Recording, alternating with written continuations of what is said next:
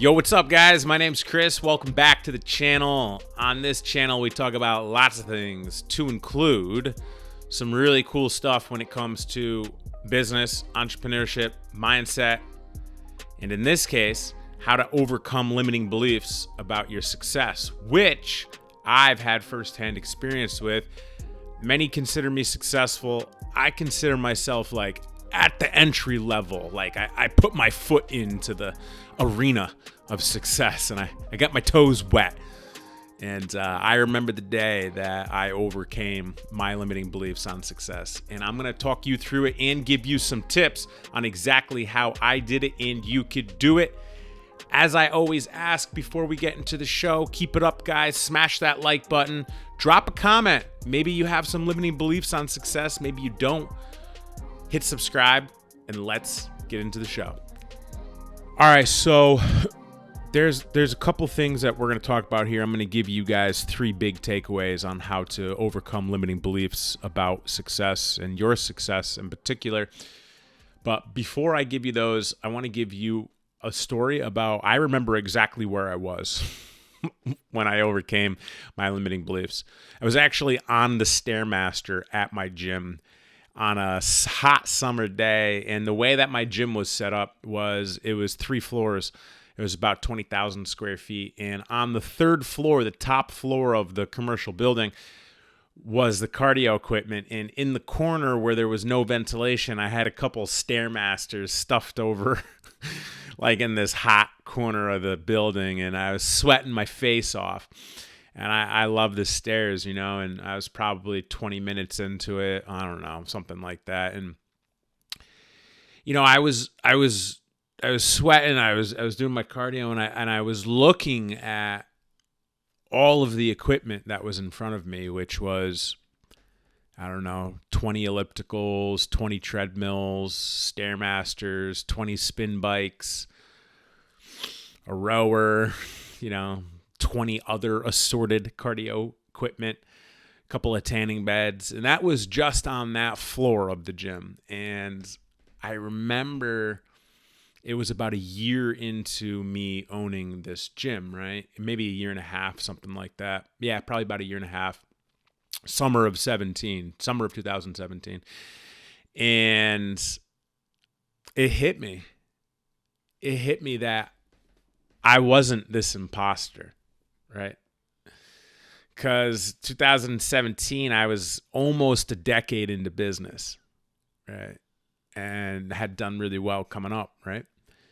And it hit me. And a lot of us suffer from like imposter syndrome. And it's very common if you guys feel like you're not worthy of your success or what you're doing, or you might not have these feelings, but a lot of us do. And if you do, I'm telling you, it's normal. And I'm going to give you these 3 things on like how to kind of like unpack where these feelings came from and move past these limiting beliefs, right? Because fundamentally, that's what it is moving past limiting beliefs. And, you know, I was looking at all my cardio equipment and, you know, I owned it all. And I was like, man, I did it. And this was a year and a half after my gym was open. And that was almost 10 years into my journey. And it hit me that I wasn't an imposter. And that was 5 years ago. You know, I was in my early 30s. And along the way, I've talked to a lot of people who have also experienced this. And a lot of us go through it, and it comes down to 3 real takeaways that you could use to overcome this limiting belief of your success. Maybe you're on that brink of success, or maybe you have some success, but you're kind of like, you know, deflecting it. Like prior to that, like I had Louis Vuitton bags. I wouldn't take them out of my house. Like I was embarrassed. You know, I had like nice like watches, like nice timepieces, and I would like pull my sleeve to like cover them when I was out in public. You know, like I could afford 6-figure cars, but I would drive like $40,000-$50,000 cars. Like call it whatever you will. You know, I lived under my means. I could have multiple cars, but I'd have one. At that point, I could have had a big house, but I had a small house. So I kind of like had these limiting beliefs that I wasn't successful. I didn't deserve it. And I was probably scared, honestly. I was probably scared. And this imposter syndrome probably ruled me. And these 3 things I'm about to teach you are pretty simple, guys. And this is how you move past your limiting beliefs on success is one, you have to heal. Okay? You got to heal because you have to understand that if you're having trouble getting past your limiting beliefs, you have limiting beliefs that you shouldn't or aren't successful, which is rooted from likely your environment growing up and or trauma.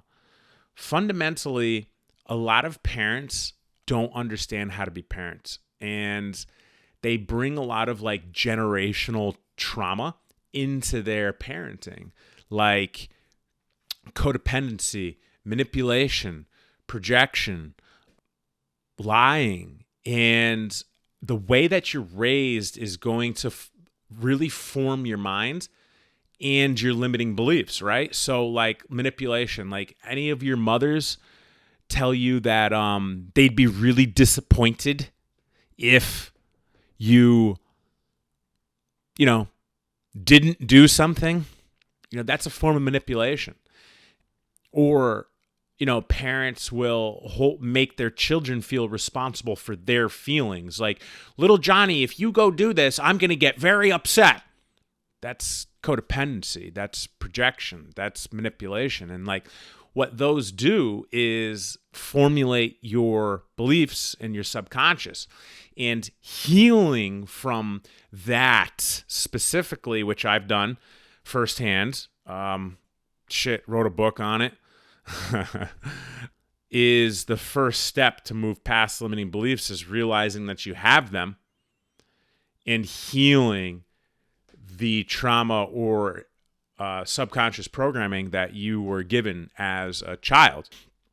The second step kind of ties into it, which is fundamentally having emotional intelligence, right? Shameless plug, I teach this in my book.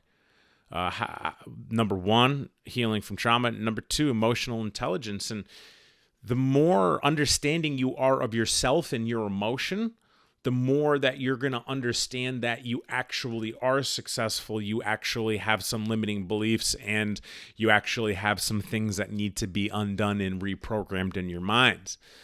Emotional intelligence is one of those soft skills that a lot of CEOs, a lot of entrepreneurs, a lot of people don't have. I would say 98, 99% of people I come in contact with have zero emotional intelligence. And especially among the middle class, right?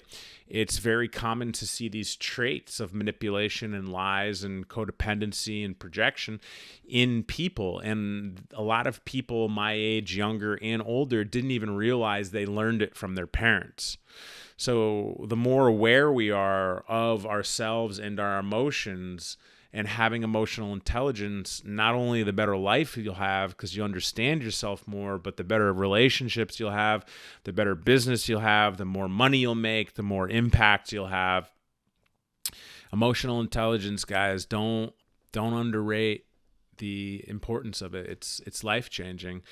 And, number 3 is called reframing, right? So we've talked about number 1, learn to heal.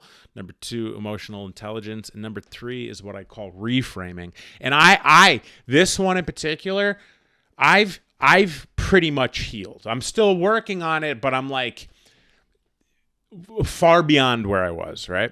Emotionally intelligent, like people come to me for me to teach them that topic. So, I'm not the most emotionally intelligent person. However, I understand the basics and the extent of it and am able to teach the topic, right? But the third one here, right, reframing is something I do daily, right? So here's an example. Let's say I made a mistake and I'm like, fuck, man, I really suck at this. That's actually a really negative thing to say about yourself, right?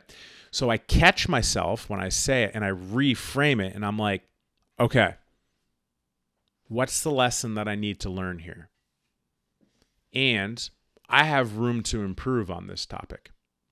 Rather than, fuck, I really suck at this, which is really negative and, plants into your subconscious programming even further. All right, what's the lesson I need to learn here?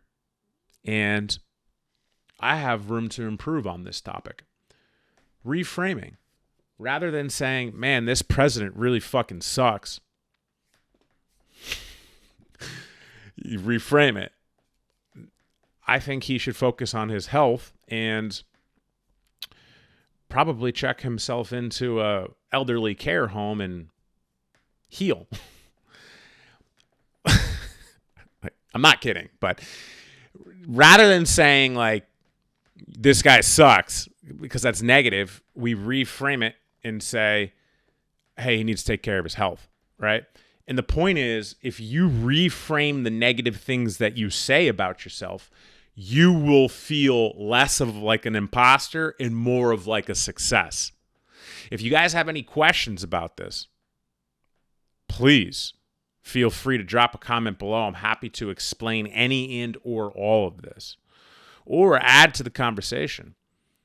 But overcoming imposter syndrome and accepting your success is critical to move forward in life. And the 3 easy steps that I taught you to be able to overcome your limiting beliefs about success is healing from your trauma, emotional intelligence, and reframing. And it's really that simple to comprehend. It's hard to put it into motion. But I'm here to help everyone, the community that we've built and are building. And if you guys have questions about it, get at me. I'm happy to help you. But that's what I got for you today. And I hope you enjoyed how I overcame my limiting beliefs on success and able to teach you through my mistakes. All right, guys, that's what I got for you today. If you learned anything at all today, smash that like button, drop a comment, hit subscribe, and I'll catch you next time.